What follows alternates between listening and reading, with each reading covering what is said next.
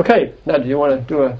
I do. I want to ask you all kinds of different questions. So I'm one of those people, I just love to get to know people, and I just believe the more I talk to older, wiser people that are successful, the better opportunity I have in my own life.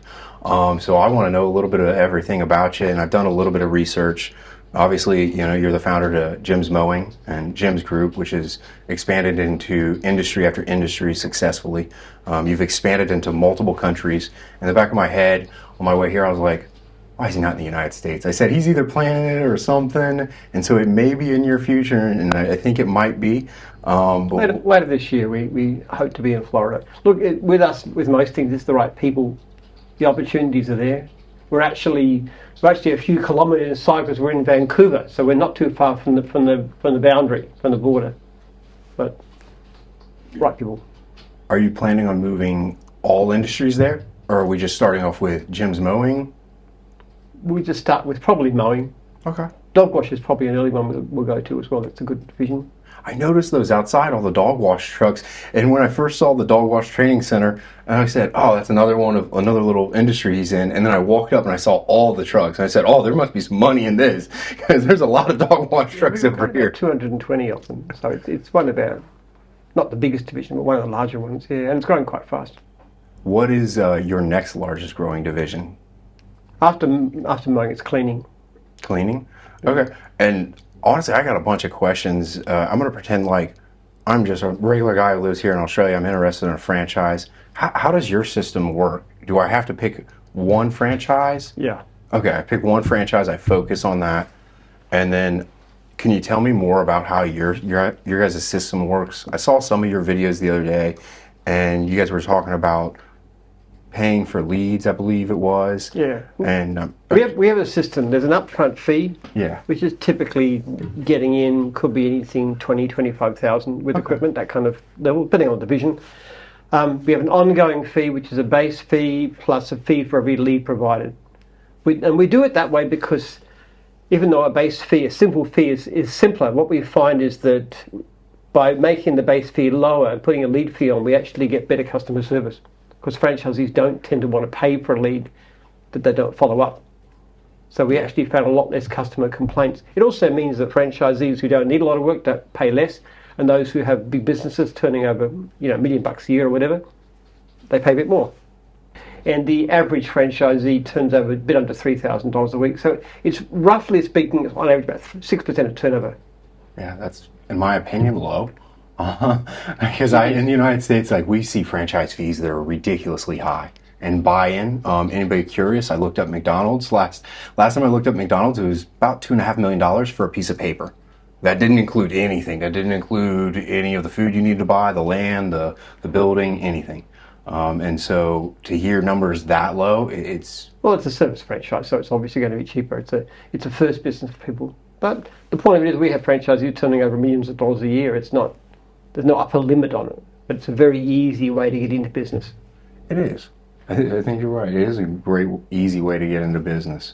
What's the next step for somebody in business, in your opinion, then? If that's an easy way to get into business, what should they take for their next step? Would it be to expand? How does somebody expand and grow within your franchise?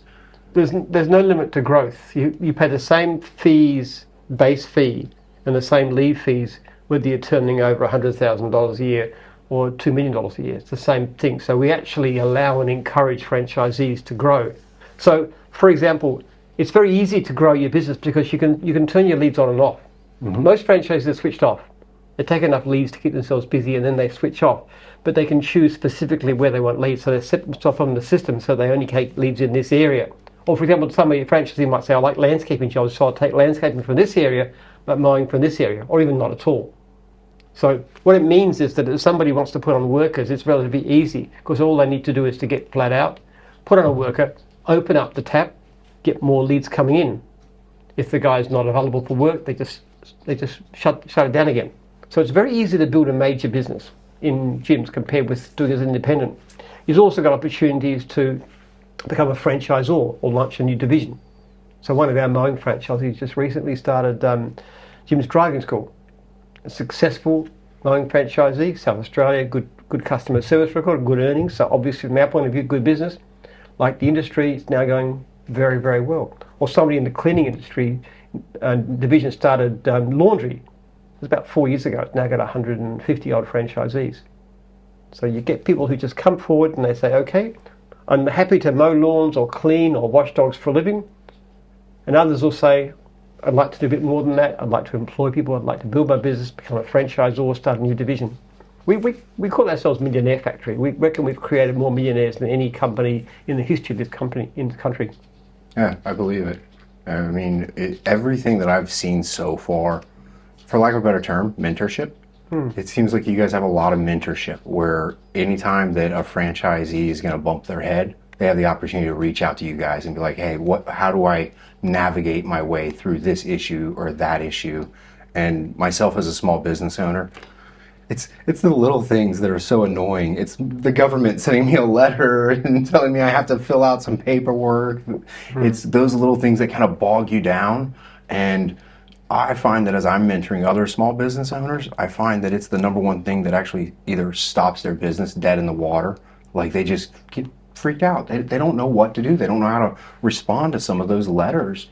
And I find that mentorship, their ability to just reach out to somebody, make the situation a little bit calmer. What we do is we ask our franchisors to ring the franchisees regularly too. Not just to wait for their calls, but to keep a relationship going. So ring them initially every week, ongoing at least every month. And just ring them up, how's you going, any issues, any problems, just keep a relationship going. That way if a franchisee has a problem, they've got someone to talk to about it. Because often they'll have an issue, they don't know you've got a solution. Something's going wrong, like say they're not collecting debts very well, okay? And they might just think that's normal. And then your franchisor says, well, are you doing this, are you doing that? And somebody with experience can help them, because most franchisors, people who've actually got experience of that particular trade. So it's that. And then you have your regular meetings, which we hold about every 6 weeks, so that you can come and you can learn from other franchisees too, and build connections, because social connection is very much part of it. Yep. And they're all local meetings as well, aren't they? So they're almost like has to be local. Council, shire type. Sometimes they can be, some meetings can be held by Zoom remotely these days. But generally speaking, we prefer them to come together, meet together regularly, and have a meal together sometimes too. Usually that's best. I absolutely agree. I think that the emotional deposits that you're able to build with somebody and the open communication, when people feel comfortable talking to each other, they're more likely to discuss those problems, those issues, and to be able to overcome them. We find the biggest thing we didn't understand is the need for relationship and community. In actual fact, most people don't fail in business because they don't know how to do something technically. They fail because they make a business mistake. They don't give good customer service, or they get demoralised, or they get depressed, or they don't follow up customers, those kind of things. And you've got to have an ongoing relationship with them intensively. It's a tough role, but one franchisor can look after 50 franchisees, and you couldn't look after 50 workers with the same level. So it's actually feasible. But you've got to do it cost effectively. But frequent phone calls, regular meetings is very important. What else would you say is a top priority for maintaining relationships? Well, you've got to care about your franchisees. It's got to be a genuine care. We have contracts that are very franchisee friendly. For example, franchisees have territory rights that are absolute. If a job comes into their territory, they must get it, but they're not limited. They can actually work anywhere they like. They can pick up jobs from referrals anywhere. Our franchisees, we cannot take customers off them without their consent, as you come in some systems. They can sell the rights to customers. We can't take them. They can move to a different franchisor or a different division if they wish to. Their own franchise has no say. So that means they have to be treated like clients. Franchisees can actually vote out their own franchisor. It's force them to sell, in other words, which does happen occasionally. So if a franchisor is not really looking after franchisees well, then they can make the decision. They say, we're not happy with you. We go through the referendum process. They get 3 months to win their confidence back. Otherwise, they have to sell out. Very radical. I like that. I like that. I love that. I do. Okay. Explain what a franchisor, though, is for me, just a little bit more, because in my head I'm envisioning almost like a guy who's in charge of the division of dog wash, or the guy who's in charge of this. Well, there's different levels of franchisor. We are the national franchisor. We also have a divisional role. which means you look after it. Now, for most franchisees, that's us too. But some divisions like cleaning are separate. And then you have the franchisor role, which the regional franchisor, they're the ones that look after the franchisees directly. They're the ones that phone them, that run the meetings, that handle the day-to-day inquiries. And they're the ones that recruit them too. Then you have the franchisees. And that's not a hired position, is it? No, these are all... We own certain divisions and regions ourselves, and we actually have paid managers, but most of them are actually own their own business. And they're mostly successful franchisees. So is that almost a volunteer role for them, where they've chosen to take that on as an extra part of their business? Oh, they get paid. Okay. They're good businesses. Yeah. If you had 100 franchisees in the business, they'd be worth, $1.5–2 million to buy if you wanted to buy into that. Yeah. So it's because there's a good income. Okay. And it's not a bad business because you can work from home and you're dealing on a regular basis with people that you generally get on with very well. It's a very rewarding. You're acting as a coach, as a business mentor. You're helping people to be successful. It's quite a popular role. A lot of franchisees would like to become franchisors, but of course the opportunities are limited because the franchisors they don't like to move on. They mostly stay. Yeah. Because you can get to a stage where you can't build fences anymore, but you can always give advice. Yep. About how to build a fence or how to deal with a difficult client. Mm-hmm. My background is turf management and landscaping, so I've had a landscaping business for 20 years. And same sort of deal. I've moved into this line more because my body can only take so much. It was time to find something a little bit easier on the body, so I can completely understand where they're moving into that. But mind you, that the majority of our franchisees in their 70s still working are mowing guys. Yep. And we've got one bloke just finished, got past his 80th birthday, and they do very well. So it's not universal. Yeah. I'm in my 70s, and I really enjoy gardening. I've got a big veggie patch at my farm, and I like to go out there and dig potatoes and planting tomatoes and all kinds of things. I really love it. Mowing the lawn with a push mower, actually. So it's fun. You were saying that before. Yeah. Keeps you young. Yep. It does. You have to find something to do. Yeah. Okay. What else can I pick your brain about? I'm so curious. Let's dive into more controversial stuff. How about politics? Can we talk politics? Yeah, you can. Okay, good. What's your thoughts on Trump?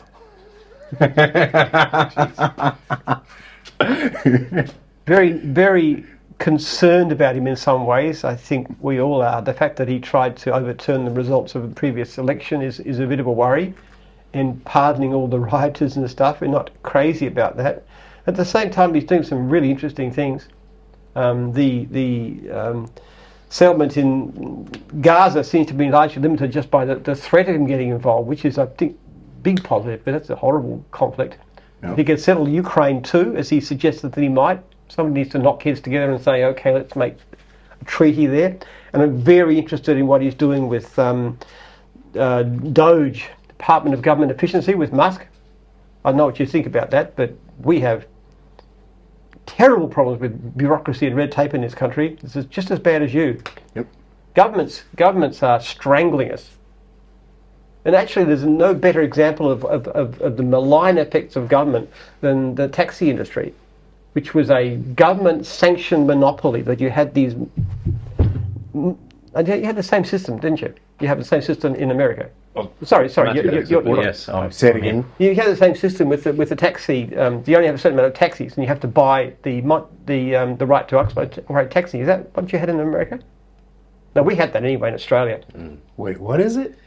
You basically buy an area, and you can only have so many taxis in the area. Yeah, sorry. Very limited taxi as in like an Uber, but the original before. Yes. And it depends, like cities. An example is like New York. You can only have so many taxis. That's it. I'll break it down even crazier. Hot dog stands. You can only have so many hot dog stands. Yes. You know what a hot dog stand license is worth in New York? Crazy, but $400,000, $500,000, $1 million a year. Yeah. And the actual license probably only $20. Wow. But once you get it, you sit on it year after year, and they'll subcontract it down. They've done a lot of tests. There's in America, particularly because there's so many different regulations to government professions like cosmetology, people do cosmetics and stuff, all kinds of things. Yep. There's regulations, and they found a really consistent effect When you have more regulation, you have higher prices and worse service. That's absolutely consistent. And the same thing with taxis. When they broke the taxi monopolies, we got lower prices and better service by far. And many people use it. So government regulation, red tape is a horror. Yeah, a lot of times, in my opinion, when we see red tape like that, it's because somebody had a friend and they found some way to get an advantage. Mm. Well, they basically use by industry interest groups to control access to profession. Mm-hmm. And it puts the prices up and the service down. There's so many areas that are just terrible. The other thing government overreach is in zoning. We've got spiralling costs of housing all over the place. People can't afford to buy houses, or they're stuck with these massive mortgages, or they pay sky-high rents if they can pay. You've got growing homelessness, all because the government restricts the supply of housing, and they says you can't subdivide land. And whenever you relax the zoning regulations, an example of that would be somewhere like Texas or Dallas, something like that, or Minneapolis, you actually get housing prices of only a fraction of what they are at places like San Francisco. Oh, yeah. We really got to change that because it's so unfair that some people get richer and richer from owning property, which admittedly I do too because we own a lot of property. But most people can't afford to buy a house or get stuck with these terrible mortgages. And that's just government regulations that's making everybody worse off. It's just an amazing thing. We pay high taxes for governments to actually give us worse services at a higher price. Is that a good use of our money? I'd rather not pay the money in the first place and have better services at a lower price. No, I zoning is agree. a huge area we need to improve. It's just got completely out of control. There's too many NIMBYs. Actually, in Australia we call them bananas. Build absolutely nothing anywhere near anyone. You heard that one? No, I've never heard that one. Yeah. With zoning in the United States, commercially, obviously, it's one world, but residentially, I always say that I won't be in certain areas. I won't be in an incorporated township because I don't want zoning to have a say on my property. I want to go far enough out into the country that if there is a zoning department, he shows up and just goes, hey, for safety reasons, you should do it like this. Have a great day. Versus in the city, you could build a fence, this perfectly beautiful fence everybody loves. Nope, they'll show up, start handing you fine after fine after fine until you change it to what they want. And it's sad. We have that in our area. I live on the Mowing Peninsula and we live in what's called the Woodlands Estate in Mount Eliza, and they have fence regulations and they have their own committee. It's kind of like we're in a body corporate, but we're not. We're on larger homes. And this state, Victoria, is the worst too. It's got the highest debt per capita in the country. Had the worst lockdown in COVID. We had the highest deaths per capita from COVID. It's got the highest business regulation. It's the worst state for doing business in the whole of the Commonwealth. It's just a shockingly run state. More taxes. Yeah, highest taxes, most debt, worst actual public services. I heard that they are currently about ready to expand on public transportation that nobody wants. Is that true? I heard that they keep raising taxes. This is just what I heard in a car ride the other day, and they were basically saying that, yeah, the taxes keep going up. These idiots don't have a clue what they're doing. They're blowing money and trying to send it to some kind of union thing. The unions are out of control in Victoria. That's what they were saying. Because they fund the Labor Party, which has been in power for so many years that they can't do anything. You know, there's a road just down here in Swansea Road. We just had the same roadworks going for over a year, and you go there and there's virtually nobody ever done anything with it. It's just so incompetent. And virtually nobody's ever working on it. But you've got traffic snarls for the last year. It's just crazy what they've done. I think the transport thing that you're talking about is that East Tram that's it's just for like a very short trip for uni students or something, maybe? Something like through that. Glenway. Is there one going through Glenway or something? I think so. I don't know. It's a lunatic system. I can't believe how much. Trump's. This is the thing about Trump. He's a dangerous guy, but he's doing some interesting things. He's also got rid of a lot of the diversity, all those consultants. Yeah. You know, I'll tell you one way that Victoria leads the Commonwealth in Australia is in number of high-paid diversity consultants. Oh, and they are the world champions at that. people pay ridiculous salaries to enforce stupid rules and principles to make sure that you don't get the best person for the best job. Victorian government takes the cake. But so I love some of the stuff that Trump's doing, I've got to say. It's definitely exciting. Obviously, like you said, it's a little nervous because we never have a clue what necessarily might happen. We might be looking at war tomorrow morning, but at the same time, we view him as an opportunity to shake it up and to hopefully get rid of some of that red tape, hopefully figure out who are these real crooked people in our government that have been there for decades. And when we look at politicians that are voting on policy and their investment profile is changing right as they make that vote. It hurts with money in politics too. The way that the sheer expense of running elections and the power of the drug industries and so forth and advertising. A lot of things I admire about America, but your health system's terrible. Yeah, costs twice as much as a share of GDP as any other country, and no better effects than anywhere else. In that sense, we don't admire you, I must say. No, it's fine. I know that my other half, she struggled a lot with our insurance because it's so different, and for me, like, I'm used to it, and so like I have an answer for every issue that she runs into. But to put things into perspective, we just had a child. $63,000 is what that was on paper without insurance. But with insurance, it was good. We have good insurance. It was probably $500. Yeah. But if you can imagine, like, we have people that like only make $20,000, $30,000, $40,000 a year, and in Ohio, your average income per household is only $65,000. You just paid your entire salary for a whole year just to have a child born. And it wasn't like we had anything crazy or go wrong or something like that. And when I look at things like that, I go, something's broken. Or I look at like the idea of, I just picked up an anti-inflammatory for my shoulder here. $12, I walked into a chemist and just told him what I needed. He asked me a couple questions, grabbed a box and said, $12, awesome. That same thing, I need a prescription. So I have to go to my doctor. I have to pay the doctor, pay a copay, go to the pharmacy, get with a prescription. And if I were to pay for that same thing out of pocket, here it was $12. There, it's actually $400. And that's, the drug companies blow our minds. It doesn't make any sense at all, because we will sell drugs in Canada and Mexico for dollars. But in the U.S., they'll want $2,000, $3,000 a month for that same drug. And that to me makes absolutely no sense. Or our hospital. I'll buy 100 Tylenol. This, what's Tylenol? Nurofen. Yeah, no, it's a pain reliever. Yeah, basically real simple. They're headaches, right? You can buy 100 of those things for $5. You go to the hospital, the ER, they'll charge you $20, $30, $40 for a single pill. And it's just, that's broken. That to me is a broken system, and I'm not the guy to necessarily be the one who should be fixing that. But at the same time, I definitely can look at it and say it's not right. I don't know how you can fix it, actually. Americans are amazing people. They're just so enterprising, done so much good in the world, but you've got an appalling system of government in some ways, I tell you what. Mm-hmm. I would not want that in Australia. No, we don't want that. No, I absolutely agree. What do you think about, because we're on Trump, what do you think about how he was talking with, was it Panama or Colombia with his deportees?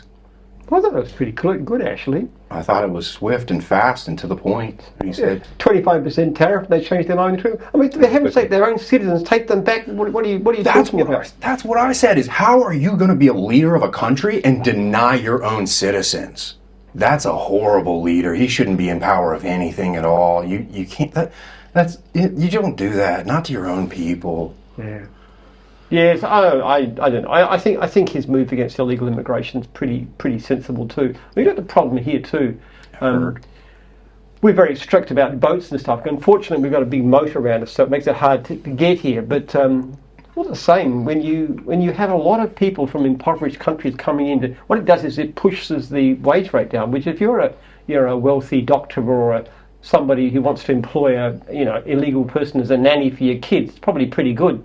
But if you're talking about ordinary people who are trying to compete for jobs, it's a very bad thing to have too many unskilled workers from poor countries without good standards getting educated people, entrepreneurs and stuff, fantastic. We do that very well. Yep. But we don't need the impoverished refugees. And that's, I think Trump's doing some very sensible things. What strikes me, though, the best way to do it would be to simply make it harder on employers to employ people who are illegal. That's the one place where you can actually do something, because all they have to do is to make sure, to confirm in some way that anybody that you employ is legally allowed to work in America.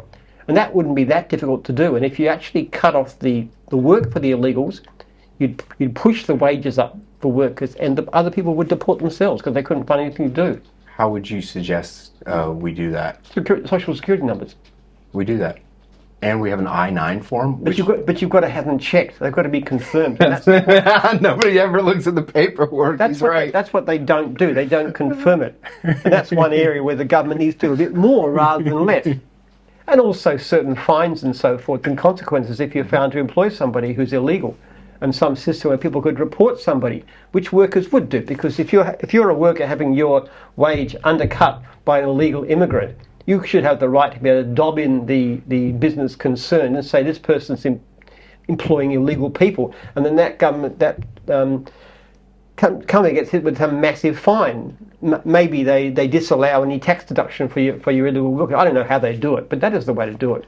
Actually, physically taking the military in to put people out of the country is not going to work very well. But the government could actually do something about making it really difficult and dangerous to employ illegal workers, and that would have a big impact.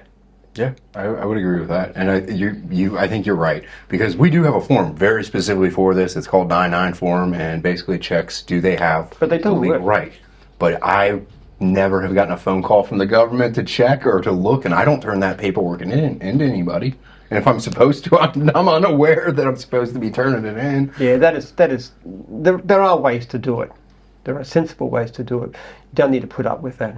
Many years ago, I lived in America and got an INS card. It was a piece of cardboard with print out my number, and that's what I had to carry around with me. I'm like, just a piece of paper. Oh yeah, my social security card is literally just a piece of paper. Yeah, yeah, it's disintegrating. How do you control that? Trump's also done some good thing too. One of the things you say is women are women. If you've got XX, you're a woman. I really like that. I find it very offensive. I don't really mind a person transitioning, but I don't think a man who transitions to be a woman should be allowed to compete in boxing or weightlifting. Yeah, where basically XX women have got no chance at all because they didn't go through a male puberty. I also don't think biologically intact males should be allowed to go into women's bathrooms or women's refuges just because they say they're a woman. I think we should stop recognising transgender rights to the extent that they actually inflict risk or difficulties or loss on women who are XX. Now, what he's done is to me is completely sensible and reasonable, and I think most people would support it. Yeah, I find that while in the United States we have extreme liberalism over in California and New York, the mass majority of the country, they're too busy working their job and paying their bills to really care about what anybody else is doing, but they do care about safety. They care about their children, and then most of them don't want a grown man walking into the girls' restroom. And it's like, I have a daughter.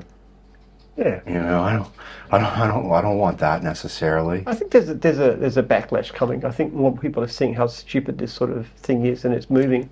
We have a little bit happening in Australia too, like with the referendum. I don't know if you know about that, but we had a referendum. They wanted Aboriginals to have a voice, to be able to sort of at every level, and that was supported by all the Labor Party, by the business elites, by the intellectual elites. All the top people said, and they put masses of money to it, and they said, no, you ignorant plebs, this is what we should do. And 60% of the population said, no, we are not interested in this garbage. And I can tell you, even what we've got now is because the problem. There was a site in Gippsland. We were looking for a tourist venture, and this is a venture where you could put up cabins, you could have employment, you could attract tourism. Can't be done. Why? Because of all the problems with overlays and permissions and everything else just makes it too difficult. It will never be done. There are people who are not being employed, and there's jobs not being created in this country right now because of what they're doing. To make it even worse, to put a whole extra layer of delays, They tried that in Western Australia with the Aboriginals. They had laws that actually gave them rights, and they just slowed things down, and there was blackmail, all kinds of, you give us $500,000 or you can't do this kind of stuff. And then they actually repealed it because it was so outrageous. And they wanted to do that, put that in the Constitution. That's just, it's gone too far. It really has. If I'm not mistaken, it was giving them extra. It was giving them extra powers, extra authority. Yes. Okay, yeah. And in my opinion, they could slow things down. That's what happens too. A lot of the time, you don't need to stop people doing things completely. You just need to make it so difficult and expensive that you can't do it. Now, my wife's a builder, for example, and one of the things she does is she buys up blocks and takes the house down and puts 3 or 4 units in place, which is good stuff. You get nice houses and more affordable and everything else. But the amount of regulations and the difficulty of getting permits and stuff, and the way they make it so hard for them, it just massively pushes up the price of housing and makes housing less available. So government works and works and works and works to try and make housing unaffordable. You know, if you really want, you know, your kids not to be able to afford to buy a house, well, this is the right government for you. They'll make sure they never have enough money, or if they do, they'll be crippled with a mortgage forever, or they can't rent a house. It's just terrible. And you can see it. San Francisco is a perfect example of it. It's gone wild. This is run by so-called progressive. It's got the highest rate of homelessness in the country. People are just dying in the streets because they can't afford to buy houses. You've got these are environmentalists who say that you know, we're so much in favour of the environment. What we want is to have all the police and the gardeners and everybody else have to travel 2 hours to work every day and 2 hours home, because we're going to make it impossible to afford to buy a house in San Francisco. And by travelling every one of these millions of cars travelling for 2 hours, 4 extras a day, we will therefore preserve the environment. Well, don't you understand that using a car isn't actually the best thing? When people could live where they work, it'd be so much better for the environment and everybody else. It's just lunatic what's going on. It is, and I like to say I can kind of predict a few things, and I hate to say it, but when people started moving from California to Texas, I kind of saw it coming. Because you can only deal with so much before you go, okay, my taxes are in California nearly 50% of your income. You know, it's outrageous. The cost of a house is through the roof. Your average person could never afford it in their lifetime. It's just beyond comprehension for them to work a job, make enough money, and be able to afford a home ever. And then you look at Texas and you go, oh, what's the average cost of a home? And you can buy a very nice, large house on a big property for $200,000, $300,000, brand new.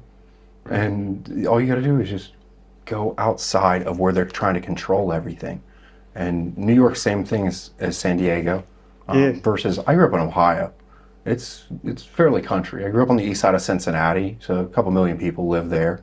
But at the same time, you could grab a home growing up for as cheap as $20,000, $30,000 and fix it. And don't get me wrong, it's not a nice home, but you can fix it up and live in it. Nowadays, I have not seen one that's under 200 really. That is not, you know, if it's under 200, you probably want to tear the whole thing down and start over. And your average home is probably $500,000 or more. Which I know is still way below what the homes are here. You're hard to find something under $1 million. Yeah. The irony of it is the politics has switched so much. But it used to be that the left was in favour of the working person, it's against the rich. Now the left is the champion of the educated elites. They just love it because you know, if you're a multi-millionaire living in a gated community with big lawns and free to no peasants and slobs and lots of people anywhere near you, that's perfect. Oh, they can come in and do the gardening maybe, but you know, not live there. I mean, that's what they want. Like during the lockdowns here, it was the inner suburban elites, the professionals and stuff. They said, yeah, let's lock everybody down. It was the poor sods who were mowing lawns and cleaning houses for a living who got crippled by it, and they weren't ever concerned. The government did not care. They actually, our premier got up in public and said, you know, you can't get your lawns mowed or your houses cleaned. So all he's concerned with is the people who get the work done for them, the wealthy supporters. Mm-hmm. What about 100,000 plus Victorians thrown out of work because because independent contractors were considered to be a danger to public health, even though council gardeners could do the same jobs exactly in groups and there were no danger to public health. It was just it's so elitist. Yep.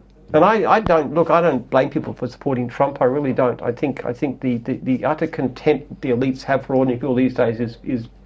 I like Vance, actually. I tell you what, I don't know what your thoughts are about him, but I read Hillbilly Elegy years ago. And I read it again recently and saw the film and stuff. And I like the guy. I think he's got good values and he understands working people in a way that very few elite politicians do. I just sent him a letter. Hopefully we're going to interview him soon. He's from where I'm from. Well, Tommy's got a big fan in Australia. I will. Yeah, he's a good guy, and he's also a family man. He believes in families. I think he's a good man. I actually, as much as anything, I was happy about Trump winning the election because of Vance. Because let's face it, Trump's an old guy, and he's overweight, and people don't like him very much, so he could get assassinated. I don't know whether he'll even do out his term, but then you've got Vance there, and I think Vance is the kind of person you want in leadership. Yep. I admire him greatly. Do you know Vance's story at all? Only a little bit of it, yes. Yeah, so grew up in Ohio, little place called Middletown. Definitely was low income. I don't remember his parents being in the story much. No, it's called Hillbilly Elegy because his parents come from West Virginia or Kentucky, somewhere like that. Very poor people from the Appalachians. So he used to spend his summers there. Yep. But so is that culture that he's part of, and the dysfunctional working class culture, and he understands that very well. But he managed to he joined the Marines, and then from that he went to law school. Went to Yale Law, which is big elite, and then gone to the Senate and everything else. So he's just a real rags to riches story. Yeah, but he hasn't lost his roots. He hasn't joined the elites. Yep. I remember when it was Hillary Clinton talking about bitter people hanging on to God and guns, or flyover country, or this kind of contempt the elites have for ordinary working people. I find that really offensive. Yeah. It's never made sense. I like societies that look after the needy. I think that's a good thing, but I think what the left does is just the opposite. They are the worst. They are the worst creators of inequality. They create poverty. I feel like they do it under a disguise of being helpful too. Yeah. Like, for example, talking about defunding the police and stuff. And this is a big thing for the lefty intellectual elites. They say, let's defund the police. But I'll tell you what, the poor black people in the townships, the last thing they want is no police because they're the ones that suffer, not the elites. They're in the protected, gated communities. So it's all very well to spout this idealistic stuff, but you're not really considering the people who are being hurt by everything you say. Mm-hmm. They really, I don't know. I don't like Trump as an individual. I think he's very flaky and not got strong moral standards. But some of the things he stands for, I really like. Didn't he say he was going to take over Greenland? Something like that. Still on his card, isn't it? That he wants to. Well, look, in a sense, it makes sense. Can I just tell you that if you have, there's only 56,000 Greenlanders, all right? What if you go to them and say, okay, you can each have $1 million if you join America? Now, you're an ordinary person living in you've got $1 million, you're set for life. But to the US, $56 billion isn't that much to pay for a country with all the resources of Greenland. I don't see why that kind of deal can't be made. I don't think invading it's a good idea, but buying it from the inhabitants might make perfectly good sense. I could see that worked out. I don't think Denmark would be happy. No, they wouldn't. But they really. I mean, it's up to we don't worry about that. It's up to the Greenlanders to make that decision. I don't think they could. If they could decide. What's also funny is he likes Canada to become the 51st state. But the interesting thing about that is, of course, if you put all the provinces in, you get, 12 Democratic voting states joining the America. So this is actually something that is a little bit controversial in the United States. We do have several territories that don't have a say in our government. They have a representation, but they don't have a vote. Forgive me, I'm going to throw out some names like Puerto Rico, but I could be absolutely wrong. Washington, D.C. doesn't have senators either, do they? No, they don't. You're right. They have no representation either. D.C. itself, because every state wanted the capital in their region, and so it's a lot like your guys' capital. Yeah, ACT, same thing, yeah. Yep. So it's segregated all its own. I don't think they have any local taxes or anything there. So there are some convenient things about living there, but... There you go. Yes. Well, interesting idea. I don't think the Canadians are going to come to that one. And I don't think they're going to get invaded either somehow, but still. No, Americans would never be okay with us invading countries for that kind of reason.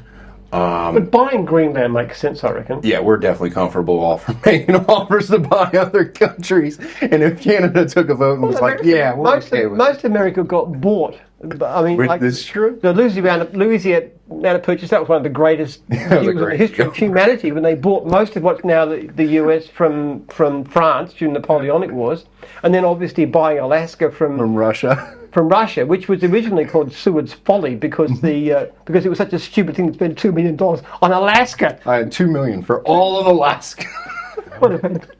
Yeah, I think in both of those deals we were under $1 per acre. Oh, very, very good, very good deal. Yeah. And then, of course, the other one, which was the Mexican War, when they took over all of California Texas, and California. Texas, all the rest of it. That was not bought, but that was a good deal that turned out for the country. Yeah, and he's fighting with Panama over the Panama Canal right now. Yeah. I mean, that thing was. The country of Panama was backed by the United States during the Revolution because the other countries that owned the region at the time wouldn't negotiate with us. And so eventually we just backed the rebels, made a new country, and eventually... Took it off Colombia, wasn't it? Yeah, it was Colombia. Colombia wouldn't work with us on some kind of deal. And so we backed the rebels and made a new country. And I think it was... I don't remember whether it was the Panamanians or the Colombians that worked with the French to originally build the Panama Canal, and it took 20 years and 20,000 lives, and they failed. And they eventually hired the United States. They just didn't want to pay the United States what they wanted paid, but eventually they hired the United States, and I think it was done in 8 years. And we had a deal in place with them until the 70s, where we eventually handed it over because the relationship was kind of falling apart. They didn't like the fact that we had that much power in their country, and they were only being paid $250,000 a year for rights to it or something. Mind you, I think actually trying to take the canal back would be problematic. One thing, it's very, very easy for people who don't like it locally to do all kinds of things to disrupt it. You just have to blow up a few locks and you can close the whole thing down. I really don't think it's sensible. I don't think it's sensible either, but I do think that they need to put a new agreement in place to maintain the relationships that we have there. And it's the same thing with the Suez Canal. A lot of people don't know this. The United States ships, we go first. It's not like our cruise ships, our military ships, if we have huge cargo ships, they all cut the line. And it's because of the money they put into building it and maintaining it. And it was the same kind of relationship down on the Panama Canal. It actually was the British and French who did the Suez Canal, not the... Mm-hmm. I know, but eventually they lost it. And it was taken back. Because the Americans made them stop. They forced them to let it go. They were prepared to fight for it with Israel. With Israel, Britain, and France were on the same side, and America just stepped in and said, "No, let the Egyptians have it." So maybe that's why they liked it. Probably. They like the eggs over there. So, what else can we pick your brain about? Actually, since we're talking politics, that's a good one because we're talking about Greenland and Denmark. One of the weird things when I came here that I didn't know was, if I'm not mistaken, you guys are still underneath the British Crown, right? Yeah. And how does that sit? Well, theoretically, King Charles is the head of state, which is pretty ludicrous, but still. Yeah. But look, tell me the reason behind it is he has no power at all. That's what I've been told. It's completely ceremonial. Yeah. The Governor General gets picked by basically the Prime Minister, so it has no power. It's about as opposite from an American president you can possibly do. Now, we did a referendum years ago about it becoming a republic. Yep, I remember. And I was actually in favour of it. But it's a matter of how you choose the president. What we don't want is a president that's got too much independent power, which would happen if you elect the president, like you do in America or France or those kind of countries. That gives them an independent power base. The other suggestion, which is from Malcolm Turnbull, and the one I supported, is chosen by a 2/3 majority of Parliament, the House of Parliament sitting jointly. That's what, because that way it becomes totally non-political.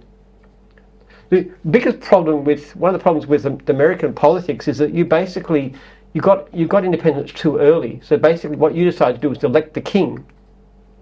Because in 18th century England, the king had enormous powers. No English... You're right. Yeah, they were English debating government, having a king back then, too. No English government in the 18th century ever lost an election, because whoever the king was in favour of, they could actually make sure that they got Parliament supporting them. So when America was set up, all the executive power was set up with this elected king who was called a president. And so what you then have is you've got three centres of power. You've got to get through the House of Representatives and the Senate and the president, and the executive is with the president, which means it's really hard to get anything passed because you've got three people to get through. Whereas in a Westminster system like ours or in Britain, the leader of the controlling house in lower parliament actually is the executive. So you've only got to get through the upper house. So you've only got, which is why America tends to get ruled by the Supreme Court, who makes all kinds of weird decisions, like they see rights to abortion and everything else in the Constitution, which was never put there. So they reinterpret the Constitution to do things that any other normal country would be able to do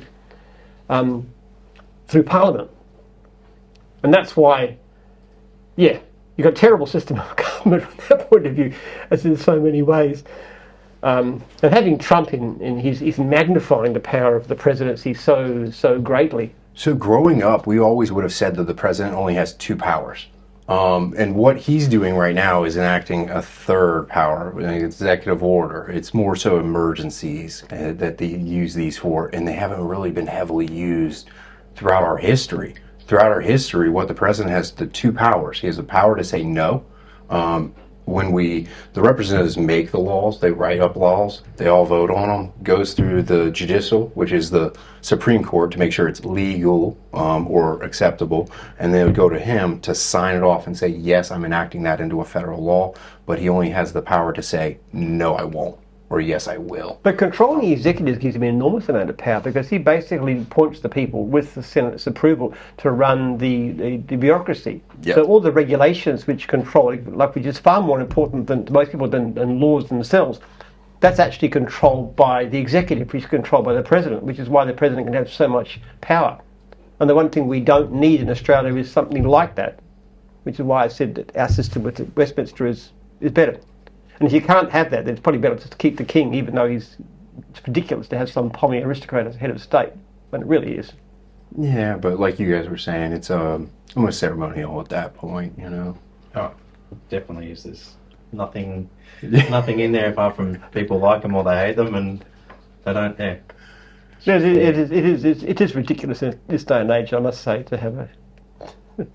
I mean, let's face it, the only reason Charles is there is because 1,000 years ago some thug of an ancestor decided to storm ashore at Hastings and conquer the country from the existing people. I mean, really. And he's direct descendant. That's how he's decided, which is not exactly the most normal way most modern way to choose a head of state. Definitely not. So, okay, pushing forward, moving into like technology, because we were talking about technology earlier before we started the cameras. What's your thought on what we're doing with space exploration? And we were talking about Elon Musk, and I mean, right now I think he owns half the satellites that are up there. I want to say yesterday I looked at it, and he has almost 10,000 satellites. Elon Musk is amazing, I must say. I mean, he's obviously pretty flaky from certain points of view. Again, a bit like Trump, I suppose. But as a technologist, he is an extraordinary man. I presume you read Walter Isaacson. Also, which is a great biography, and also the Lift Up, I think the most recent one about SpaceX itself. It's just staggering what he's achieved. He's turned the whole thing from this expensive cost plus stuff to really competitive. If you read about what he does on the assembly line, if you haven't read Lift Up, that's a really, really great book about that. He just goes in the assembly line and just looks at everything they do and says, why do you do this? Take that away, take that away. And then he takes it away until something breaks. And says, why are you using this $10,000 whatever? Why don't we use one that costs $200 that you use for cars? Why can't you do this? So give it a try. It just keeps on pushing it through, and he's reduced space price to a fraction. I admire the guy, actually. I really do. I think if anybody's going to get us to Mars, he will. Mm-hmm. What he's done is extraordinary. He's brought the cost of space flight down to a fraction. And being able to catch rockets, you see that? Oh, I know. Have you seen those videos? Oh, the robot grabbing it and bringing it down. It just catches it. Flies and what an amazing video is that? That was really cool. What great technology. And they used to just throw these things away. Yeah. And now not only reuse them, but actually catch them. Yeah. Before he opened it, he actually went to Russia and talked to Putin and tried buying rockets he was just going to buy rockets for SpaceX in the beginning, and Putin told him he was a child, no. He said, basically, you're on a different, on a lower level and go away. And he came back to the United States and started building. And yeah, but if anybody deserves to be the richest man in the world, it's him. I tell you what. I enormously admire the guy. He's actually one of my kind of people too. He's very much in favour of. He's concerned about the birth rate, which I think is a crippling problem across the world. Yeah, populations are we're way, except for Israel, all wealthy countries are actually way below replacement fertility, and Musk is concerned about that, and he's obviously in his own family he's leading by example, isn't he? But he is smart enough to know it's a big issue for the world. So I do admire the guy. I can see his weaknesses, but what he's achieved in technology is extraordinary. No, I think you're absolutely right, and I do think that it's absolutely extraordinary what he's achieved. I think that beyond what he's already achieved, I think that one of the biggest things that has really happened just by him existing, he's inspired so many people. You know what I mean? There's so many people that go, he did it. He's a smart guy, he's enthusiastic, he's driven, and he's got money now. But at the same time, you look at it and you go, okay, I got a vision. I can see this, I can see that. He had a vision, he can see this, he can see that. And you see other people following suit and going after their dreams. And I think we were talking about it earlier. You were talking about how Americans have a way to market and sell, and that you guys are amazing at inventing things. And Americans, they have this weird tenacity that we'll risk it all. We will. I have gone all in multiple times in my life where I go, it might not work, but you know what? I've been completely broke before, and I've rebuilt before, and I think this is a great idea. Let's go sell some robotic mowers. I'm going to be poor for a year or two. It's going to be slow, but it'll take off.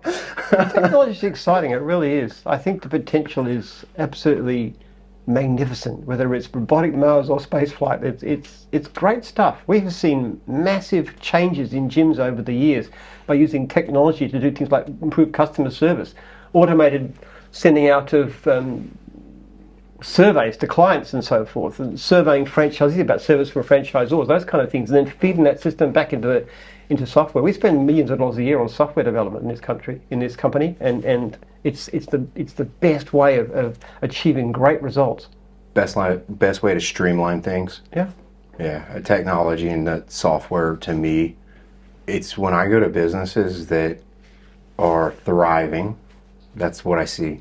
From the older generation a little bit older than me, they have the software in place, and it allowed one person to sit down and accomplish. I'll give you an example. Landscapers, a lot of times they have those big giant whiteboard with where everybody's going to drive today and this and that, the other, versus nowadays a lot of people are using softwares like Aspire, where one person can sit down in the office, drink her coffee, and organize all that, and it goes out to everybody's phone. They no longer have to look at the board, write it back down in their notebook.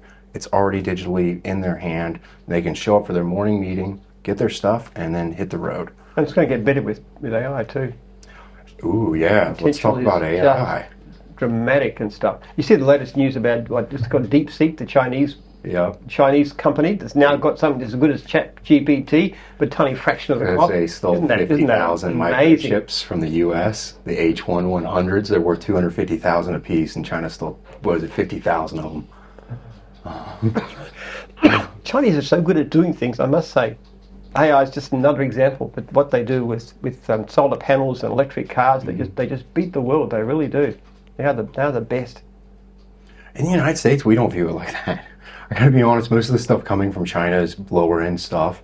Last time I bought solar panels to do a side job, definitely wasn't the right metal. And those solar panels definitely were taken down and thrown away. Well, we don't make solar panels here, we just get Chinese stuff, and they seem to work fine. I've got them on my house, they're here, they're at my farm, everywhere. We put Chinese solar panels on. How long do they last? 25 years. Yeah, that's good. That's a good top of the line solar. No, the stuff we get here is quite good quality. We've actually got a division called Jim's Energy, which actually goes out and organises them. It's actually very good. Financially speaking, it's great. Because like my house, I've got an electric car now. I bought it just over 2 years ago. It's cost me $150 in repairs so far. Well, that's new tyres too. But it's all run by sunshine. Mm-hmm. it just shines on the roof during the day. I only charge it during the day. So I'm driving my car on sunlight. It's a fantastic deal, and the solar panels do last. They don't significantly degrade within 25 years, and it's getting better all the time. Batteries are obviously the other big thing we're talking about with your improvement in batteries is the number one technology. Solar panels are all very good. If we could get batteries to be anything like as good as the solar panels, then all over the place. I would dearly like to take this all place off the grid. Yeah. Have batteries so you never needed to actually have a grid connection because everybody is such a mad greenie bound here that every time you get a storm they crash the power lines. We've got a generator to look after them, but I'd much rather just do pure electric, the whole thing electric. And down the track a bit, won't be too long, we will have that done. It will completely be electric, all batteries, no grid connection needed. Yeah, I've always said I want to build a house that's off the grid. Yeah. And I have one of my customers, he's a little famous on social media. He was a contractor who kind of got fed up with society, saved up enough money to buy 100 acres out in the middle of nowhere, West Virginia. And he put a camper out there and he said, I'm done. I'll build a house little by little. And he runs his entire property off solar panels. And I got to be honest, his story is a lot like yours, about 25 years, connected over to car batteries. And I think his spend for his gas is only like $150 in diesel a year, just to make up for like some snow days where it's extra cold and he doesn't have the extra power in the batteries to run because of overcast skies. Yeah. If you're worried about China controlling these things, I know that the Americans are actually trying to make more of your own, even subsidizing the manufacturers and so forth. But the thing of it is, I'd much rather be dependent on solar panels from another country than to be dependent on oil from another country. Yeah. Because you can't cut off the sunlight. Yes. But you can cut off the supply of oil. And that costs can go through the roof at any time, whereas the sunlight is just coming. Yeah, we need a lot more renewable things. And I think that from the point of view of security, from the point of view of the economy, I think it's the way to go. I don't think we need to destroy the economy and shut down all the coal mines and stuff prematurely, but I heard you guys were talking about touching nuclear power here. Yeah, well, Dutton's, leader of the opposition, Dutton's talking about it now. It's the first time it's been up. It's very sensible. If you're going to have zero carbon power, nuclear is the way to go. It's actually very...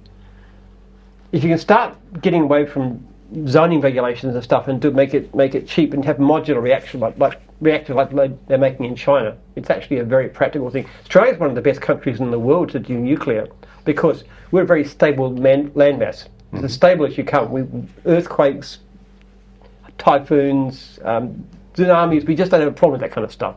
So a very stable continent. We've got plenty of land, which is not very much used, a lot of desert land and so forth, and we've got lots of uranium. So you couldn't have a better country more suited to a nuclear power than Australia. It's a lunatic we don't have it. Yeah. But we have people that like to protest over anything and everything, and they don't want anything around their house, but they want to make the most of everything that they can get, but they don't want it next to their house. So that doesn't matter. That's the whole issue with anything, isn't it? Yeah. But sometimes you've got to say the good of the community comes first. We've got too much say to people who live locally and not too much. It's like people who want to live in green, leafy suburbs with big acreages. Well, that's what they want. But from the point of view of the population as a whole, we should have more dense cities, which are more livable and more affordable. And we don't get so many problems with homeless. It's the same exact issue. Sometimes the issues of the needs of the community need to go against local interests. But nuclear power we definitely should be doing. Whether we'll ever get it, I don't know, because it's a long-term thing. Our governments change periodically, as yours do. So it's if you only have one side of politics wanting it and the other doesn't, one will start it and the other will shut it down. Like we had a tunnel that was supposed to link the Eastern Freeway to the airport here, which is a real problem. And the previous Liberal government spent $1 billion in getting it ready, and the Labor government comes in and says, chuck it away, it's only money, and they decide not to have it. So you've got to have some consistency in government to get things through. That's why nuclear is a problem. But there's a lot of problems with wind power and so forth too. You get people objecting to, and the environmentalists are often the ones that are most up in arms about the turbines, killing the eagles and stuff. So It's not easy. I think the biggest problem they have with the turbines is the blades. They don't biodegrade very well, and they have to be replaced after it's not too many years. It's like every 4 years, 5 years, you have to put new blades on them. And so they have entire graveyards that it's just hundreds and hundreds of those blades. Yep. And they're not going to biodegrade. They're going to be there for hundreds of years. Yeah, I don't think that's the case here with how often they need to be changed, but I could be wrong with that. I don't know. I'm throwing a number out there. Yeah. It might be 10 years, something. I just know that I've seen the photos and the videos, and Yeah. I know that we have a lot of resistance on it because we have a lot of those up in Chicago and northern Indiana. In fact, actually, the first time I ran into them, I'm driving down the highway in the middle of the night, and we're heading towards an airport, and I think I see the airport, the long runway lights. But I look up, and I've been driving for a good 20, 30 minutes, and I'm still just seeing rows of lights. And what it was rows of those as far as the eye could see across all the farmland on both sides. And it's just, the safety lights on them. Yeah. What people don't recognise too is that in terms of safety, nuclear is extremely safe. It is. The actual deaths per kilowatt of wind power is very high because they're quite dangerous. You've got to put them up in places and so forth. Coal mining obviously isn't safe either, but nuclear power's got a tremendously good safety record in terms of deaths. I mean, even 3 Mile Island, nobody died from that. I don't believe so. They're actually talking about reopening that right now. That's right. And It was just in the news last week that there's a company looking to buy that land and turn it back on. Even in Fukushima, the apart from building a nuclear power plant near the sea in an earthquake-prone sort of country, that was a fairly ballsy thing to do, if you could put it that way. But even nobody actually died from the actual radiation or anything. It was just the people who had to move from there that was the problem. Some of them died, but it's got a very good safety record. It really has, and we should be considering it for sure. I think between, if I look at all the energy sources, and this is just my own opinion, I could be lacking all kinds of knowledge on the subject, but when I look at it, I look at solar as viable. We have a couple different systems for the ocean that take advantage of tidal systems are good. Yeah. I looked at that and I said, okay, that's doable as long as we don't make it too dense and do the whole. We can't do the whole. Well, there's shoreline. limited areas. The same thing with hydro. Hydro and tidal are both very good systems. Also, geothermal, like they use in Iceland. There are some good systems around, but they're limited in where you can put them. You only build so many dams. You've only got so many tidal estuaries. I use my parents use geothermal on their farm, and I got to be honest, cut their bills for heating and air conditioning in half. And in the United States, we run air conditioning. Here I run into home after home, and it's very hit or miss on whether air conditioning's on. Actually, on the drive here, the news was talking about all the schools not really having air conditioning. And I didn't have air conditioning in my school when I was growing up, but by 5th grade, pretty much every school would have had it. But our geothermal, instantly it's more level, it's more consistent. We could walk up and change a thermostat on normal systems and it'll change really fast. Geothermal's going to change very slowly, but the cost of it is probably 60% less than what we were paying. So what do they do? They dig a big hole and just got the... Yeah. We dig, I want to say their system is a couple miles into the ground, 3 miles into the ground. It cost a fortune. Yeah, but what happened was a subsidy, some kind of tax subsidy. And so what we did, I think they paid about $32,000 for the system. And it's basically you drill a giant hole into the yard, a couple miles in, run tubing down, and we fill it up with a special chemical solution, and then we have a pump in the house and just the traditional HVAC system. This is in Ohio? Yeah, this is in Ohio, and this is on my parents' farm. We've got a bit of advantage here, though, because we get pretty good sunlight year-round. So solar panels are very cost-effective. I don't think they would go to that extent. Whereas in the middle of winter in Ohio, you're not going to get a lot of sunlight. Yeah, we try solar panels in Ohio, but it's...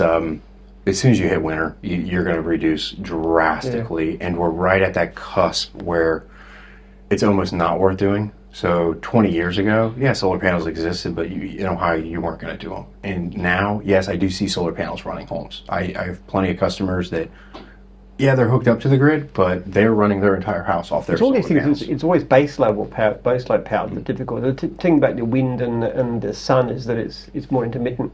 Here we're actually pretty well off for sun, because even on overcast day, there's still it's coming down, so it's not as extreme.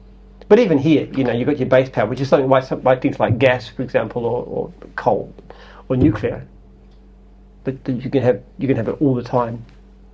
Yeah, this is a little bit of a joke, but one of the things I've always said about solar, because the United States, best solar is going to be Southwest, Texas, New Mexico, places like that. And I always said, Mexico's a great place if they would just put up a ton of solar panels and then throw a cord across the border. I said they would fix a lot of the problems around that area. California always has a power shortage. Yeah. Well, cool. We'll take Mexico right out of poverty. Throw a power line across the border. We'll fix both sides. Like California would have also, especially in Southern California, like Los Angeles would have potential, because basically it's built in the desert. You hardly get any rain there. They have potential, but the problem goes right back to what we were talking about earlier. It's the government. Too much red tape. They are just flat out screwing themselves. It's not the population. It's not the people. It's not the opportunity. It's the government. It is. The government there is disastrous. We look at it and we go, did they really, like in San Francisco, you can steal and you're not going to go to jail. You can walk into a store and just take whatever you want. Yeah. It's getting like that here, though, isn't it? They're not allowed to do anything. We're not as bad as that. No, definitely not that level, but... Do that in Texas. Yeah. You ain't walking out of the store. You're going to get shot, and they're going to drag you into the back room and have a nice, long conversation with you. But it's definitely a little weird, though. But what else can we cover? What else can I ask you? Decisions, right? You got any questions? No, this is all you. I'm just here to guide through. And what advice would you give a younger Jim? Somebody who's like, what advice would you give me? A young business person. I'm in business in the United States, and to me, I view myself as a business person. I've never been a landscaper. I cut grass when I was 12 years old for money.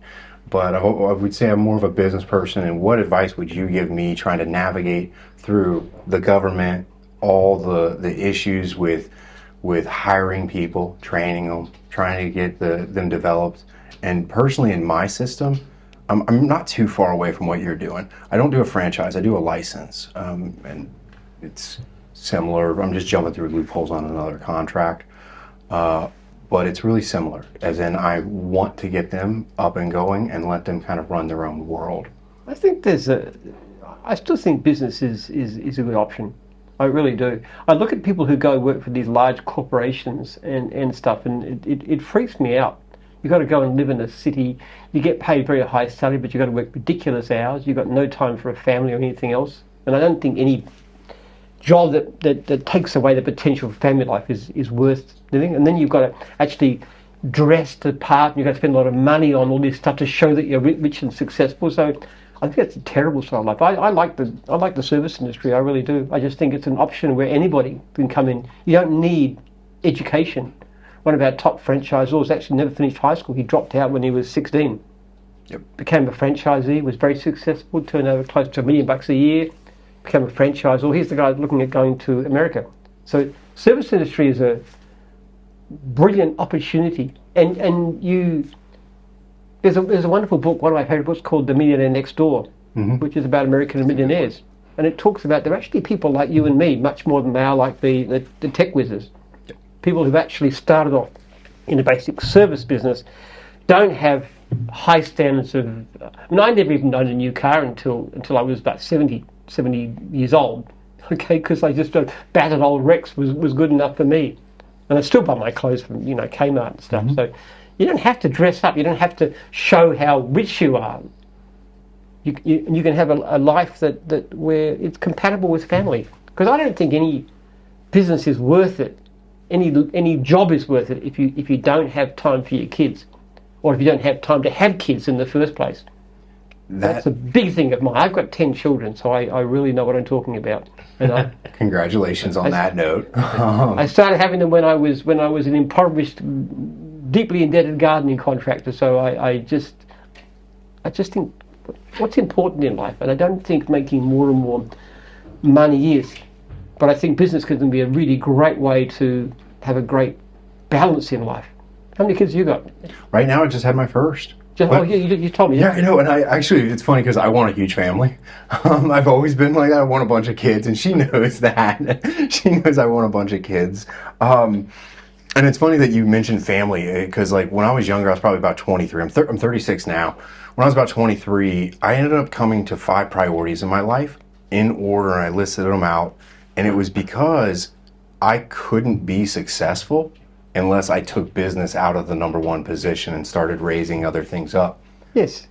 Yeah. I was chasing the money so much. I wanted the success. It didn't matter I was working 80 hours a week for 2, 3, 4 years. It didn't matter. It didn't matter that I knew the answer for this, that, the other.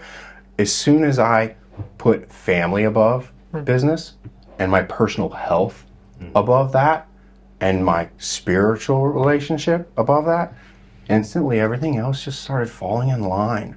And like my life was much more comfortable. I went from fighting tooth and nail and I'm just paying my bills to life became easy, and I felt so much more confident about myself. And it's like when I go hang out with my daughter, I just sit there and I look at her and I'm just like, the whole world disappears. You're quite right. I don't care about it. You know, one of the saddest things happening in the modern world is people's priorities are changing. If you look at young people today answering questions about priorities, in the past, family, life, having work that's meaningful, that's really worth doing, community, sense of purpose, all these things came up quite high. These days, money, status, leisure, security, not danger of being fired, way more important. That priorities, and people are becoming more miserable as a result of it because they're losing. What makes people happy is not having the biggest bank account. It's not having the fanciest car, the biggest house, the most expensive holidays. It's having good relationships, being married, having a good relationship, church, things like that. Community involvement is very big positive. Just having proper values. It's a purpose in your life. That's not just accumulating money. Yeah. I went through with having a landscape business for 20 years and had my 15, 20 staff, and got to a point where I literally looked at the end of a cliff and decided whether I was still going to be here or not, because I felt like all I was doing was making everyone else happy. The bank balance was amazing, but I wasn't there. And shutting that down and reevaluating everything over 12 to 24 months, and now going into something where it's my family. And I do believe that COVID in some ways was a positive, because I think that's changed a lot of people. They are a little bit more present in their families than that, where it was, well, now we can work from home and do things like that. So as much as there's negatives in both sides, I think, the whole family orientation makes you so much better. And then money and everything else, it's got to be evolves around that. But it's got to serve that. You're quite right too. My newest version of my book is called No Other Success, which is one we intend to launch in the States, and it's short for No Other Success Can Compensate for Failure in the Home. And that's what I firmly believe. And it says no other success, because being a successful parent is at least as important as anything you can possibly achieve in your life. And if you're a failure, if I had 2 kids, one of whom was never earned more than minimum income but was a great parent, had great kids, another kid who became a billionaire but had no kids, or they were wastrels or useless, I'd tell you which I would think is the most successful. Definitely the first. Yeah, when I was younger, I actually worked in a nursing home. I worked in the kitchen of a nursing home, and I'd take this big old thing of all the trays and lunches out for every lunch and dinner and breakfast. And walking around for 2 years, I'd go, hey, what's your greatest accomplishment in life? And I'd ask them a couple basic questions. And for 2.5 years, the answer was always the same. Their greatest life accomplishment was their children. Yeah, exactly. Except for once. Really? Yep. Yeah, what was the once? I followed it up with, do you have kids? And he said no. Yeah. He was the only person who ever said anything other than his children. And he just didn't have that as an option. Yeah. So we've lost track really badly. We've become corrupted by the wealth and the individualism and the competitive society to value the wrong things, and it's making us miserable. And you can see that in statistics, the levels of suicide going up, drugs of despair, alcohol, drug overdose. US life expectancy is coming down for the first time in like more than a century. Actually, people are living less because people are killing themselves with these sort of things because they're so miserable. There's something badly wrong with our society, and we're not having children anymore. We're not having enough to replace ourselves. There's something wrong with our priorities. It's not making for happiness. It does the opposite. People have this idea that the more you have, the more money you have, the more expensive stuff you can buy, you're happier. All the research shows it's not the case.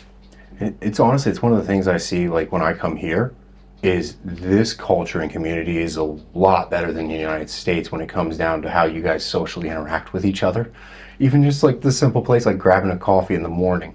You guys are a lot nicer and a lot more comfortable in that interaction than I see Americans doing. And if I'm not mistaken, you moved back when you started having your family. You're like, I'm not raising kids in the United States, and you came back here. America for a while. Yeah. I was lucky enough to have the experience on and off for 4.5 years in America, but I think bringing up kids in that, Australia, we're very, very lucky in Australia with how we can do that. So, and then talking about your book again, where can I find it? Where is it available? Where will it be available? Well, you can always get it on Amazon when it comes out, but Okay. apart from that, I don't know. Okay, that's what I wanted. I want to know it's on Amazon. It'll be on Amazon. It will be on Amazon. And what's it called again? The business book is called No Other Success. No Other Success. No Other Success. And what's your previous book?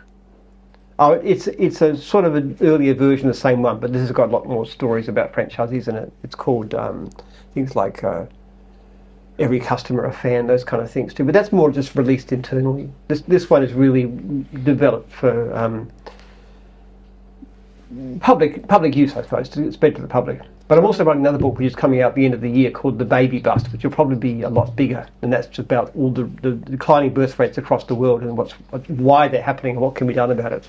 Now, did you write these or did ChatGTP write these? Yeah, no, I write them all. Okay, good. Just make It's not easy. It means getting up at 5 o'clock in the morning and finding time, but yeah, you've got to write things yourself.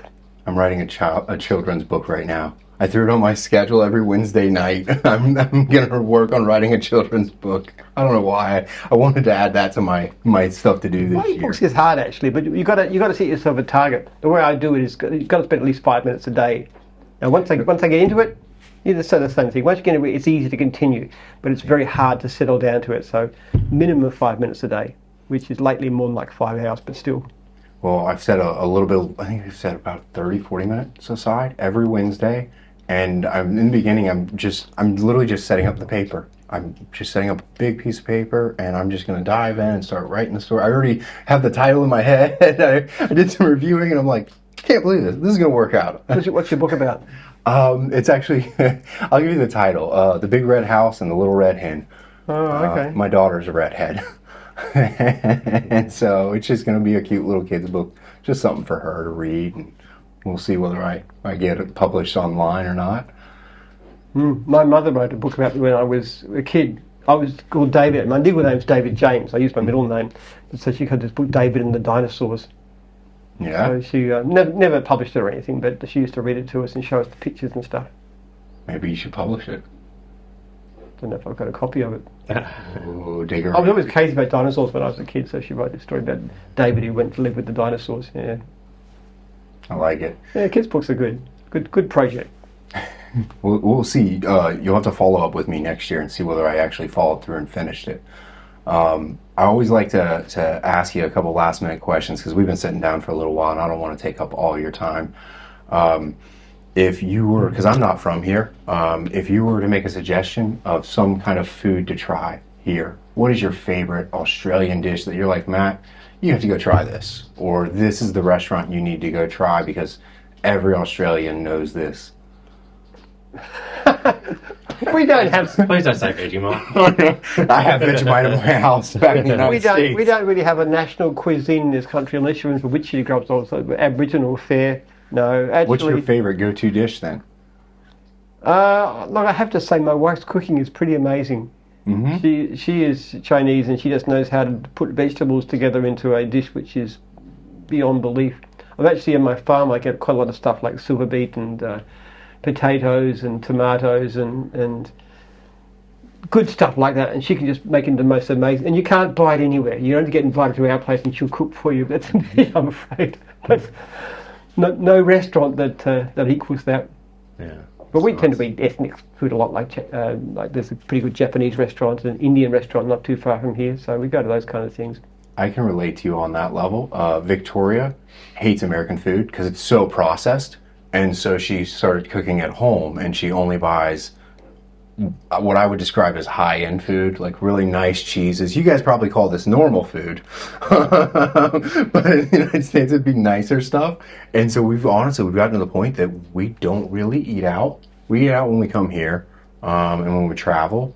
But like even pizza, we quit ordering pizza because she can make it better. So it's definitely nice. Well, I'm 72 years old and I've got a lot to achieve in the next 20 years, so I can't afford to be in bad health. I need exercise and eating well, and Lee is a brilliant cook and it's very healthy at the same time. Lots of fruit too. Cherries are very nice right now. Yeah. Well, going on with what you just said, what are your plans in the next 20 years? Ooh. What are your goals? Well, obviously I like to keep on working with Jim's crew. My aim is never numbers. I would like to see customer service improve, which means the complaints continue to go down as they have done for the last 30 years, and also better service to franchisees. So that's my business goals. My biggest personal goals will be in terms of my research project. I'm at present funding a research project into the basically into the science of human personality, why people are happy and why they have children and why they don't, why their values change. And I'm looking at it in terms of dopamine receptors and so forth. So I've got a research program we're currently funding at La Trobe University, which is something over $3 million a year that we're spending on basic scientific research to actually. And then this book that I'm writing, The Baby Bust, is about that research and the results from it and what it means for society. That's my primary goal. And of course I love my family and my grandchildren are coming along. I'm going to have a number 6 very shortly, so that's going good. Congrats. They all live locally? They all live within Victoria? No, my oldest son actually lives in Taiwan at the moment with his wife. We're trying really hard to persuade them to come to Australia. Yeah, okay. Because she's Taiwanese. But yeah, I've got a very busy plate. I can't afford to slow down. Yeah. A lot of things to do. Yeah. Great way to keep the mind ticking. Yeah, that's right. Stay young. Yep. All right. I got 2 more questions. One, who would be, in your opinion, the next person I should sit down and talk to in business? 1 or 2 people. Who is it that because you were talking about like Musk earlier and how you idolize him. Who, in your opinion, is somebody else that I should sit down and pick their brain and find out what their opinions on everything are? If you can get to see them, Gabby and his brother Leibowitz, they did Catch of the Decade. What is it? It's a system that was for set up in Melbourne. I just know them basically. They set up in Melbourne to put up great specials and for buying. They used to buy bulk lots of TVs and stuff and then sell them through these special deal sites. I just admired them as entrepreneurs. They're both terrific people. Just have a look at Catch of the Decade. You'll find them there, and you can try and get in contact with them. Okay. I can give you. If you can't get in touch with them directly, I can give you access to Gabby. Okay. So they're a great pair. I admire them very much. I'd like to get them involved in gyms if I could, but they're the only other Melbourne entrepreneurs that I know that are particularly. There's a lot of people within my company that are excellent people. People like Dan Carl, he's the guy I was telling you about before, who's looking at going to America. But it's certainly worth talking to him. I definitely want to talk to him. 100%. I Just would. an example of how somebody with no. See, this is a guy. You're a high school dropout. You're considered to be garbage, basically, in this society. And then he's in his early 20s. He goes and buys a lawn mowing franchise with great trepidation, and he's now amazing guy, amazing. Just showing what's possible. That's a great example of the service industry. Also, people like Haider Hussain, who runs the cleaning division too. He's an amazing entrepreneur. In some ways, he's streets better than I am. So internally, I could point to some very, very impressive people. Probably Joel might have other ideas too. Okay. Because he does a lot of interviews.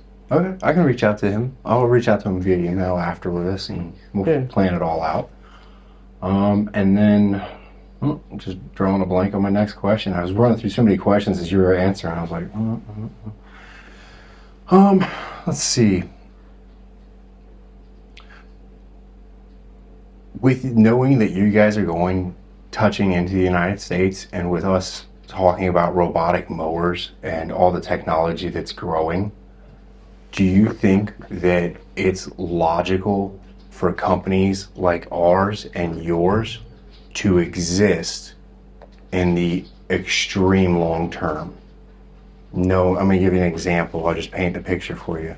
I work around Husqvarna. I sell Husqvarna products. They're a 300-year-old company, Fortune 500, and they're not afraid to throw their lawyers around. I've seen it enough times that I go, oh yeah, they will totally cut people out of deals. They'll do this, they'll do that.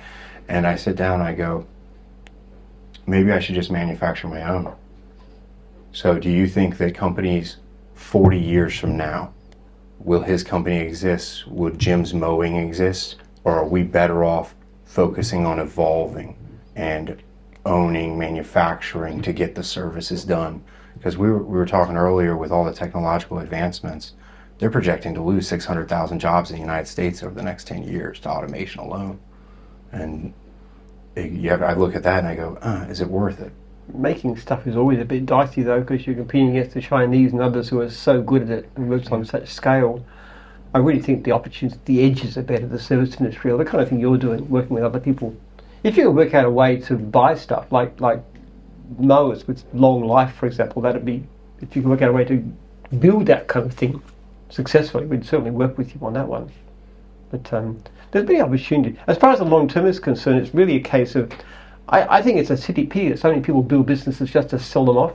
I've actually got a arrangement. I don't want gyms to be taken over by any other company. The one thing I most fear is that if I'm no longer around to protect my franchisee, somebody will come in, buy it out, probably for a good sum, and then they'll just rip money off franchisees in all kinds of ways. It wouldn't be difficult. Mm-hmm. That really concerns me. This is actually something I wanted to ask you. It was on my list that I'd forgotten. Well, the way I've got it set up, I'm setting up a family trust, which is to take over the company when I'm no longer able to run it. My children will get certain kind of help with housing, nothing like trust fund kids. Yeah. Basically, the money will go into scientific research. That's the way it's set up to do it. But my children and Jim's people and research will sort of be in control. Yeah. But there's a clause in all of our new franchise agreement that says that the majority share of Jim's, the controlling share of Jim's, cannot be sold without the written consent of a majority of franchisees, which was strongly against the advice of everybody that I know. I said it'll depress the valuation, and I said, well, that's good because I don't want it to be sold. Mm-hmm. So I want an ongoing. I've got some fantastic kids and potential in-laws too. So I'm hoping, and I'm doing everything I can to make sure that in 30, 40, 50 years' time, this company will still be around and still stand for something, which is the interest of franchisees above all. That's my biggest aim. Now, whether that works, I can't really tell. Though, of course, if in the next 20 years or so they develop rejuvenation treatments, such as the fact that I ate, you're going to keep on living for indefinitely, I will certainly be first in the queue to that. We'll get you some stem cells. We'll make this happen. I follow the research very avidly. Anything that's about anti-aging, I'm really interested in. So if it comes to possibility, I am front of the queue, that's for sure, with my wife too. Honestly, that's the answer that you gave. It makes me really, really happy. It's a good answer, and I've done something similar. Like, I'm tiny scale compared to you guys, but in my head, I didn't want to build it just to watch all my guys disappear and struggle. And so the way I wrote out my contract was, if anything happens to me, automatically the top 5 people are now board members. Yes. And then life insurance policy kicks in. They get a little bonus money to help make it through the first so many months. And then we have one silent person watching. And if they decide to do crooked things, this, that, the other, he can step in, stop, and transfer money over to family. What about in the family? Your daughter's a bit young to take over yet, but do you intend to have more children? Yes, definitely. Yeah. It'll depend on what they want, but I wouldn't be giving them anything that I wouldn't be offering a licensee. Okay. Just because the way I view the licensee, I want to mentor them, and I want them to be wildly successful. And I don't think that I can take my child and give them a head start or a specialty position, but I do have it written in there that they're taken care of. So God forbid I die, board takes over. Some of the top people are automatically on the board, and that's actually a rotating position. So if you no longer are that top running licensee, you're off the board. It's performance based. I've got to say, I like the idea of family being involved if they've got the ability to do it. You know, there are Japanese businesses that have been around for 1,400 years. Love that. Isn't that amazing? Actually, there was it's either a Japanese or a Chinese company, and it's a famous one. I want to say it's like Nintendo or something like that. And when they started, their only goal was to make it to 100 years. It wasn't to sell one product or stay in a certain industry. Their only goal when they founded was to stay in business for at least 100 years. And honestly, when I started this business, it wasn't robotic mowers.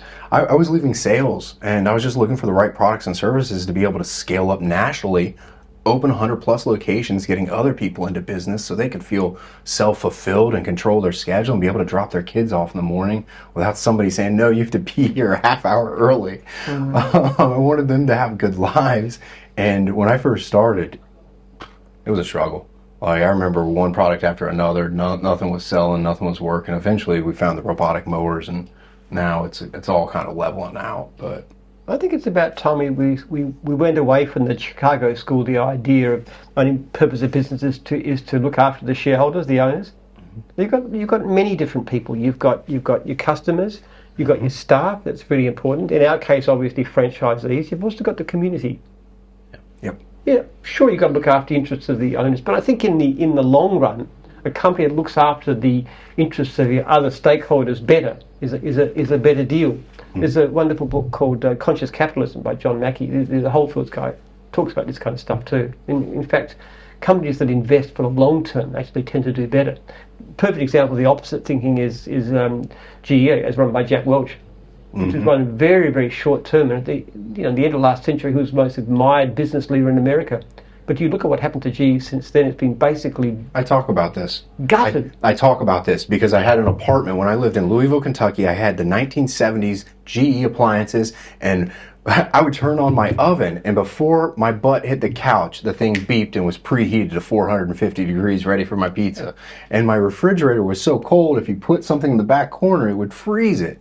And keep in mind, at that point, those are 30, 40, those are already 45 years old when I was using them. Yes. And if I go get a GE, and actually those things were manufactured right down the road in Louisville. Absolutely. The GE plant was there versus nowadays, you buy anything, and it's so cheap, it's so lightweight. In fact, actually, over at the in-laws, they're throwing out a freezer right now.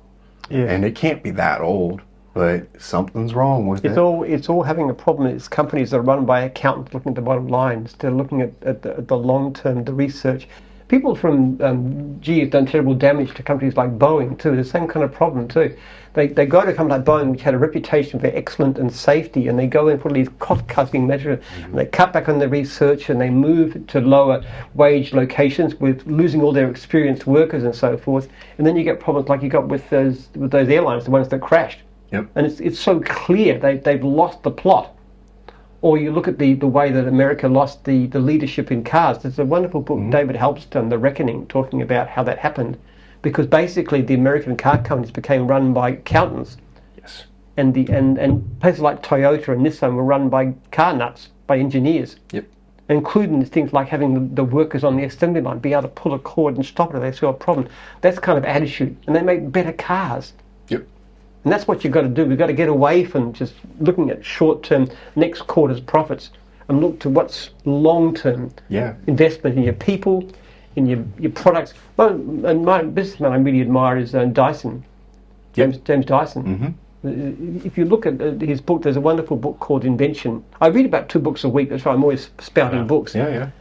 But it's just about the incredible effort this guy made to make the best product. He just tried so many different avenues, tried to work out how does a hair straightener work? What's hair like? What's it made of? And then devising a product and then trialing it to get the best thing. That's a fantastic business. You're absolutely right. And honestly, like, the more I think about quality in the back of my head when it comes down to products and services in the United States, like, we have things like the Better Business Bureau. Fucking losers. You can buy yourself your way to an A there. Mm-hmm. And to me, that is not a quality company. Like, you're just taking money. and then telling the public, oh, that's a good company. Yeah. No, you're just a bunch of liars. And I see it over and over again when you talk about GE, the quality just tanked.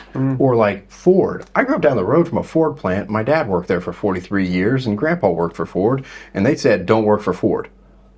Well, no, yeah, the CEO just paid himself $100 million and didn't give any of the workers a pay raise in the last 15 years. It's absolutely obscene the way that the top CEOs get paid so much and workers get paid so little. I find it quite disgusting. And then I go to become a driver, 16 years old, and I go, well, which car is for me? None of them. I look at them and I go, well, that one's super cheap. It's probably going to break. It was. No young man wanted to drive it. It was too small and too cheap, and it was going to break down.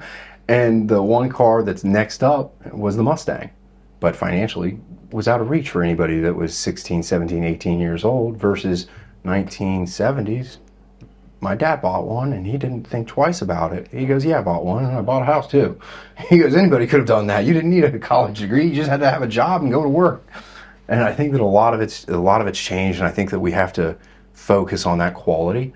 And we were joking about it the other day. I said, if somebody actually opened a company that all they did was go around and tell the truth about the quality of companies, like truly walk into, I'll just call it ABC store, and truly audit them, find out the truth. What are they good at? Where is their quality? Where are they lacking at? And then just tell the public that. I think that that's a business in itself. It's almost like a new version of the Better Business Bureau, only you can't buy your way in. So anyway, do you have any other questions? No, I think that it's been great to chat. Very interesting. Tim, all right, good to talk to you. Thank you for your time. I truly appreciate it. I always jump at the opportunity to come talk to somebody. There's always something in there I'm going to learn. And I feel like I've learned a couple different things, as well as was reassured about a couple different things. Like even you're talking about the trust stuff. I was like, I have something like that. It's really, really similar. I was like, I'm doing the right thing. I'm doing the right thing. Especially with your family too. That's fantastic. I hope you manage to have a few kids. Oh, I want a bunch. I'll take whatever God gives me.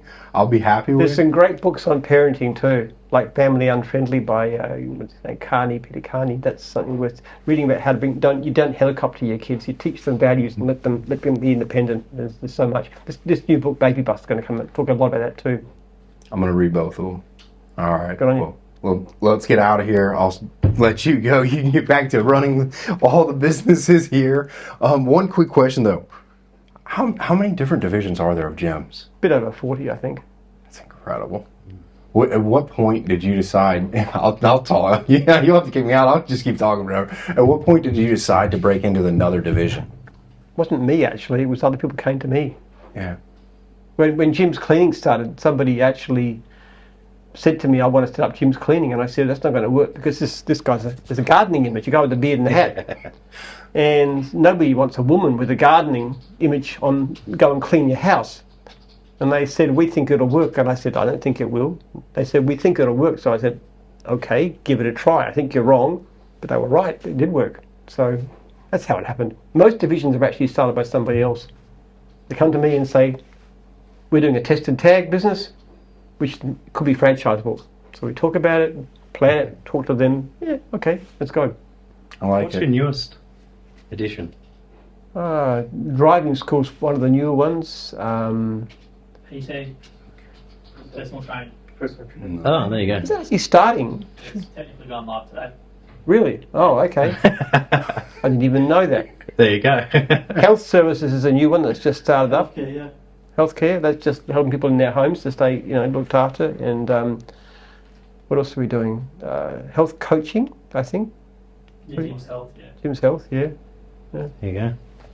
We try new ones. Yeah. Don't all work out, but most of them do okay. I like it. That's awesome. All right, I'm going to get out of your hair. Otherwise, I really will hang out here all day and talk to you.